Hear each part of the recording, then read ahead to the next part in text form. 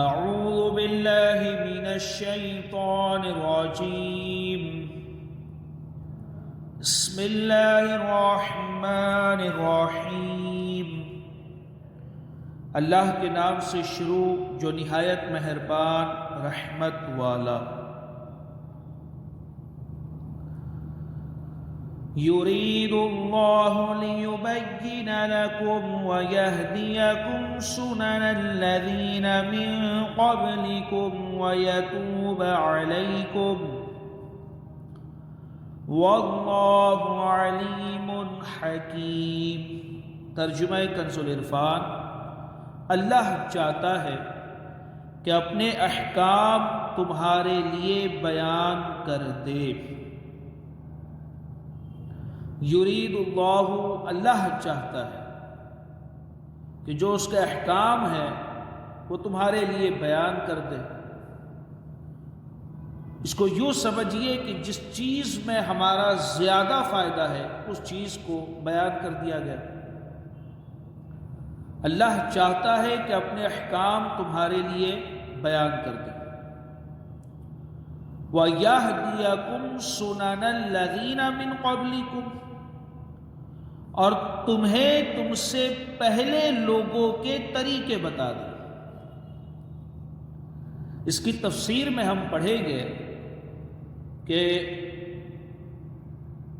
محرمات کا جو بیان ہے جو گزرا کہ ایک مرد پر کون کون سی عورتوں سے نکاح حرام ہے، کن کن عورت سے نکاح نہیں ہو سکتا،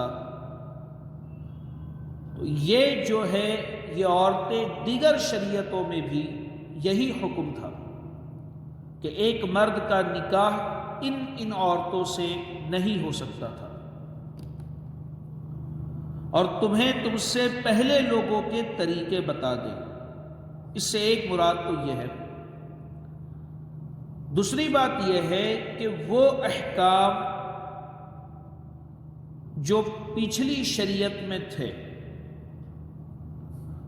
اور اس شریعت میں اگر اس پر ایز اٹ از عمل کرنے کا کہا گیا ہے، کوئی تبدیلی نہیں ہوئی ہے یا وہ حکم منسوخ نہیں ہے، تو اب اس پر عمل کریں گے۔ وَيَهْدِيَكُمْ سُنَنَ الَّذِينَ مِن قَبْلِكُمْ، اور تمہیں تم سے پہلے لوگوں کے طریقے بتا دیں، یعنی جو دیگر شریعتوں میں آیا تھا، دیگر انبیاء کرام کی جو شریعتوں میں جو احکامات تھے وہ تمہیں بیان کر دیے جائیں۔ وَيَتُوبَ عَلَيْكُمْ، اور تم پر اپنی رحمت سے رجوع فرمائے، یعنی جو ان احکامات پر عمل کرے، جو اللہ تبارک و تعالیٰ نے احکامات بیان کرے ہیں۔ اس سے پہلی والی جو آیتوں میں جو احکامات بیان کیے گئے ہیں، جو ان احکامات پر عمل کرے تو اللہ تعالیٰ ان پر اپنی رحمت کے ساتھ رجوع فرمائے۔ واللہ علیم حکیم، اور اللہ علم والا حکمت والا ہے۔ یرید اللہ لیبین لکم ویہدیکم سنن الذین من قبلکم ویتوب علیکم واللہ علیم حکیم۔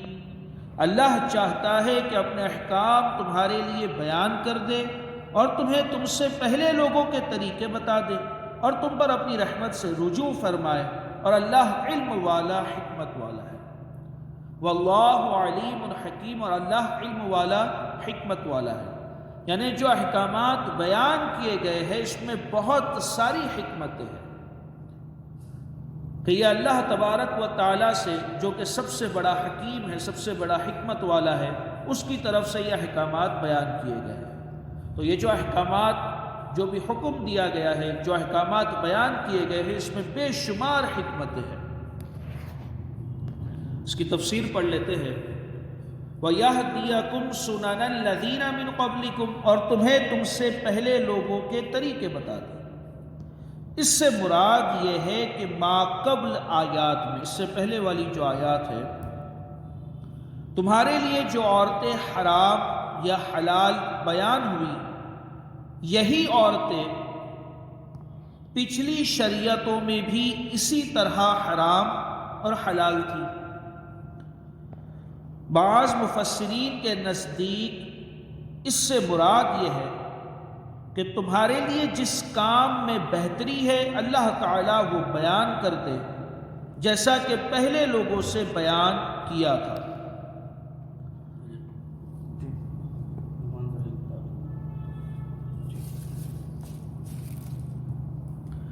اس آیت سے یہ معلوم ہوا کہ گزشتہ انبیاء علیہم السلام کے جو شرعی احکام، واپس سے پڑھتا ہوں، اس آیت سے یہ معلوم ہوا کہ گزشتہ انبیاء علیہم السلام کے جو شرعی احکام قرآن یا حدیث میں تردید کے بغیر منقول ہوئے ہیں وہ ہمارے لیے بھی لائق عمل ہے، یعنی اس میں کوئی چینجز نہیں ہے، وہ ایز اٹ از منقول ہوئے ہیں، تو اب ہمیں بھی اس پر عمل کرنا چاہیے۔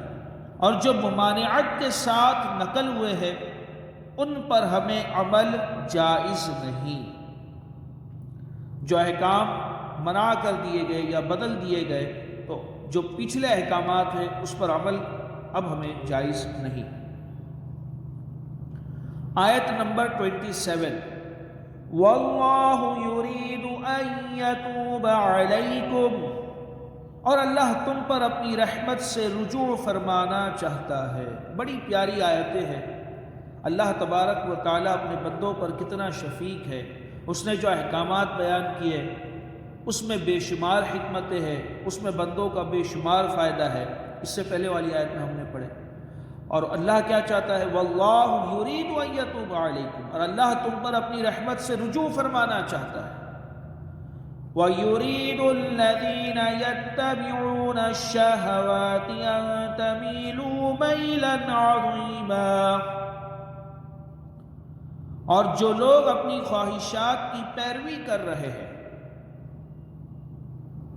وَيُرِيدُ الَّذِينَ يَتَّبِعُونَ الشَّهَوَاتِ، اور وہ لوگ جو اپنی خواہشات کی پیروی کر رہے ہیں، جو اللہ کے احکامات کو نہیں مان رہے ہیں، جو اللہ کے احکامات پر عمل نہیں کر رہے ہیں، اپنی من مرضی کر رہے ہیں، من مانی کر رہے ہیں، ان تمیلوا میلا عظیما، وہ چاہتے ہیں کہ تم سیدھی راہ سے بہت دور ہو جاؤ۔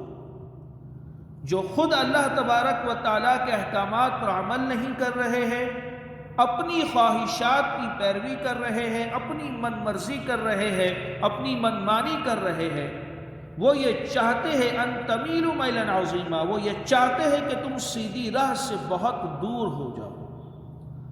اب اسی طریقے سے وہ لوگ، وہ عورتیں جو بے پردہ گھومتی ہے، وہ پردہ کرنے والی عورتوں کو جو کچھ کہتی ہے، یا وہ عورتیں جو اپنے مرد کی نافرمان ہیں اور اپنی من مرضیاں کر رہی ہے، بے حیائیوں والے کام کر رہی ہے، تو اس کے اگینسٹ میں وہ عورت جو اپنے گھر بار کو سنبھال کے بیٹھی ہے، اطاعت گزار ہے، فرما بردار ہے، نیک عورت ہے، تو اب یہ جو عورت اس کو بہکاتی ہے، تو ایسے ہزاروں مثالیں جو نظر کے سامنے موجود ہیں۔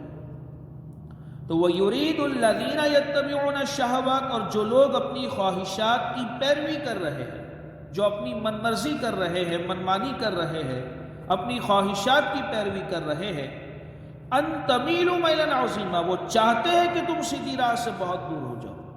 ان کا مقصد ہی یہ ہے، وہ چاہتے ہی یہ ہے۔ اب وہ جب یہ چاہتے ہیں تو آپ سے اسی طریقے سے وہ لوگ بات بھی کریں گے کہ تم سیدھی راہ سے ہٹ جاؤ، وہ تمہیں بہکانے والے کام کریں گے۔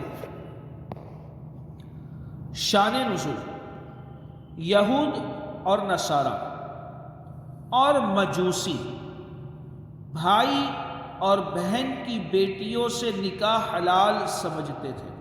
یہودی اور نصرانی، نصارہ اور مجوسی جو آگ کی پوجا کرتے ہیں، اور آج بھی مجوسی جو ہے نا یہ چیز کو جائز سمجھتے ہیں، بہن کی بیٹی سے نکاح کرنا یا بھائی کی بیٹی سے نکاح کرنے کو درست سمجھتے ہیں۔ تو یہود و نصارہ اور مجوسی بھائی اور بہن کی بیٹیوں سے نکاح حلال سمجھتے تھے، جبکہ ہم نے پڑھ چکے ہیں کہ تمہاری بھانجیاں اور تمہاری بھتیجیاں تم پر حرام ہیں۔ ہم نے پڑھے نہیں یہ بات؟ یہ لوگ بھانجی اور بھتیجیوں سے نکاح کو حلال سمجھتے تھے۔ جب اللہ تعالیٰ نے ان سے نکاح کرنے کو حرام فرمایا تو وہ مسلمانوں سے کہنے لگے کہ جس طرح آپ خالہ اور پھوپھی کی بیٹی سے نکاح جائز سمجھتے ہو، جبکہ خالہ اور پھوپھی تم پر حرام ہے، پھوپھی کی بیٹی سے تو نکاح ہو سکتا ہے، اسی طریقے سے خالہ کی بیٹی جو ہے اس سے بھی نکاح ہو سکتا ہے۔ اب یہ لوگ کی فالتو باتیں یہ تھی کہ جس طریقے سے پھوپھی اور خالہ حرام ہے، اسی طرح تم بھائی اور بہن کی بیٹیوں سے بھی نکاح کرو۔ اس پر یہ آیت نازل ہوئی کہ یہ لوگ چاہتے ہیں کہ تم بھی ان کی طرح زنا میں پڑ جاؤ۔ مطلب یہ ہے کہ یہ لوگ بہن اور بھائی کی بیٹی یعنی بھانجی اور بھتیجیوں سے نکاح کو جائز سمجھتے، اور جب یہ آیت کریمہ نازل ہوئی تو مسلمانوں کو بہکاتے کہ جس طریقے سے تم پھوپھی سے نکاح کو حرام کہتے ہو، خالہ سے نکاح کو حرام کہتے ہو، لیکن خالہ کی بیٹی سے نکاح کو جائز سمجھتے ہو، پھوپھی کی بیٹی سے نکاح کو جائز سمجھتے ہو، اسی طریقے سے بھائی اور بہن سے تو نکاح حرام ہے مگر ان کی بیٹیوں سے نکاح جائز ہے، یعنی بھانجی اور بھتیجیوں سے نکاح جائز ہے۔ تو یہ فضول بات تھی ان کی، تو یہ آیت مبارکہ نازل ہوئی۔ واللہ یرید ان یتوب علیکم، اور اللہ تم پر اپنی رحمت سے رجوع فرمانا چاہتا ہے۔ وَيُرِيدُ الَّذِينَ يَتَّبِعُونَ الشَّهَوَاتِ أَن تَمِيلُوا مَيْلًا عَظِيمًا، اور جو لوگ اپنی خواہشات کی پیروی کر رہے ہیں وہ چاہتے ہیں کہ تم سیدھی راہ سے بہت دور ہو جاؤ۔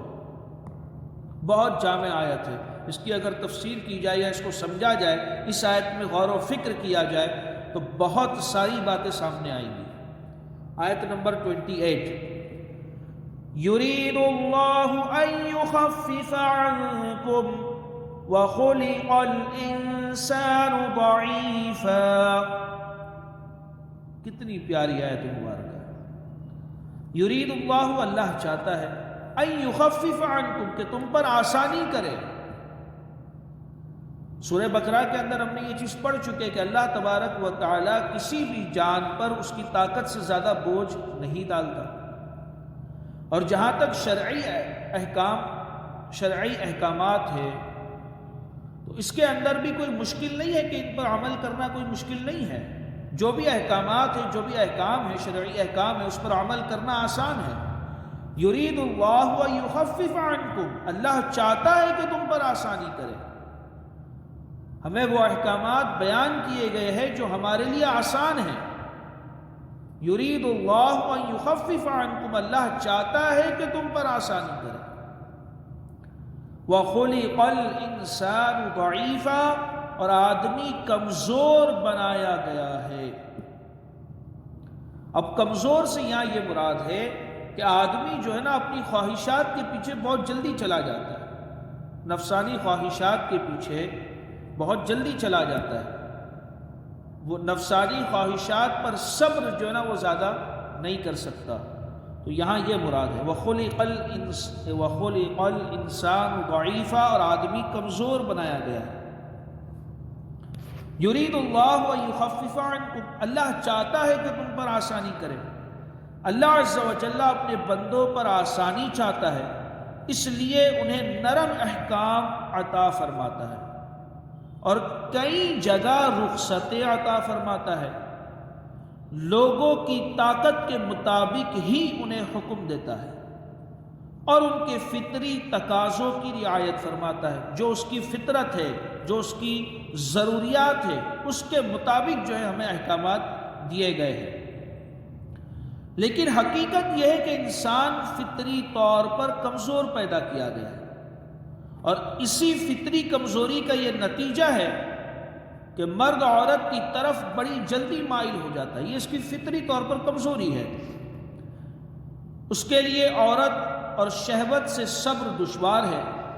اللہ تعالیٰ نے اپنے بندوں پر رحم فرماتے ہوئے مردوں کے لیے عورتوں سے شریعت کے دائرے میں رہتے ہوئے نفع اٹھانے کی اجازت دی، اور صرف ان عورتوں سے منع کیا جن سے نفع اٹھانے میں فساد عظیم اور بڑے نقصان کا خدشہ تھا۔ جو عورتیں حرام ہوئی اوپر ہم نے پڑھے۔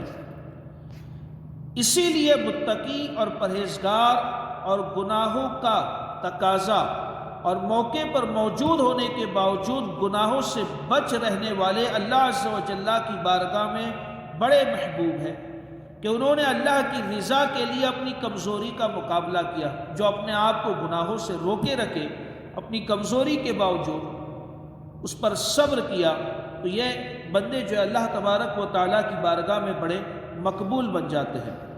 اسی کے تحت ایک واقعہ سنیے۔ بصرہ میں ایک بزرگ مسکی یعنی مشک کی خوشبو میں بسا ہوا، مسکی کے نام سے مشہور تھے۔ مسکی کہتے ہیں مشک کی خوشبو میں بسا ہوا۔ مشک کی جو خوشبو ہے وہ سب سے زیادہ بہترین اور قیمتی خوشبو مانی جاتی ہے۔ تو ایک بزرگ تھے جن کا نام تھا مسکی، مشک کی خوشبو میں بسا ہوا۔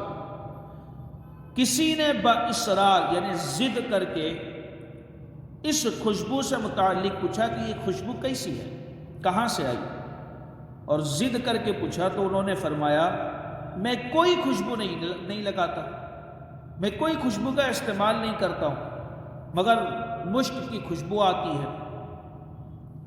میرا قصہ بڑا عجیب ہے۔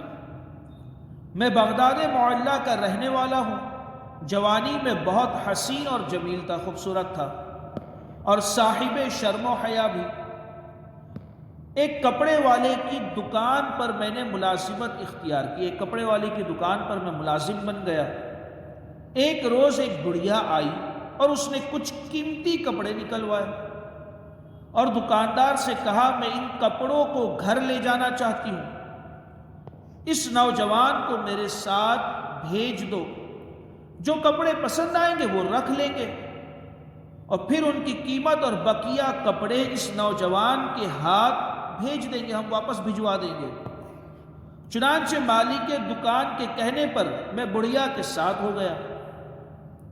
وہ مجھے ایک عالی شان کوٹھی پر لے آئی اور مجھے ایک کمرے میں بٹھا دیا۔ کچھ دیر بعد ایک نوجوان عورت کمرے میں داخل ہوئی اور اس نے کمرے کا دروازہ بند کر دیا، پھر میرے قریب بیٹھ گئی۔ میں گھبرا کر نگاہیں نیچی کیے فوراً وہاں سے ہٹ گیا، مگر اس پر شہوت سوار تھی، وہ میرے پیچھے پڑ گئی۔ میں نے بہت کہا کہ اللہ عز و جل سے ڈر، وہ ہمیں دیکھ رہا ہے، لیکن وہ میرے ساتھ منہ کالا کرنے پر مصر تھی یعنی ضد پر تھی۔ میرے ذہن میں اس گناہ سے بچنے کی ایک تجویز آئی تو میں نے اس سے کہا مجھے بیت الخلاء جانے دو۔ اس نے اجازت دے دی۔ میں نے بیت الخلاء میں جا کر دل مضبوط کر کے وہاں کی نجاست اپنے ہاتھ اور منہ اور کپڑوں پر مل لی۔ اب جو ہی بار آیا تو میری عاشقہ گھبرا کر بھاگی اور کوٹھی میں پاگل پاگل کا شور اٹھا کہ کون پاگل آ گیا ہے۔ میں نے وہاں سے بھاگ کر ایک باغ میں پناہ لی، غسل کیا اور کپڑے پاک کر کے وہاں سے چل دیا۔ رات جب سویا تو خواب میں دیکھا کہ کوئی آیا ہے اور میرے چہرے اور لباس پر اپنا ہاتھ پھیر رہا ہے اور کہہ رہا ہے مجھے جانتے ہو میں کون ہوں؟ سنو میں جبرائیل علیہ السلام ہوں۔ جب میری آنکھ کھلی تو میرے سارے بدن اور لباس میں خوشبو آ رہی تھی جو آج تک قائم ہے۔ آج تک جو ہے لوگ ان کو اسی مشک کی خوشبو والے کے نام سے جو ہے جانتے ہیں، اور یہ سب حضرت سیدنا جبرائیل علیہ السلام کے ہاتھ کی برکت ہے۔ تو جو اپنے خواہشات پر اور نفس پر صبر کرے تو اسے اللہ تبارک و تعالی انعامات سے نوازتا ہے۔ یرید اللہ یخفف عنکم، اللہ چاہتا ہے کہ تم پر آسانی کرے۔ وخلق الانسان ضعیفا، اور آدمی کمزور بنایا گیا ہے، اور جو اس کمزوری کا سامنا کرے اپنی خواہشات سے رکا رہے تو اس کو عظیم اجر سے جو ہے نوازا جاتا ہے۔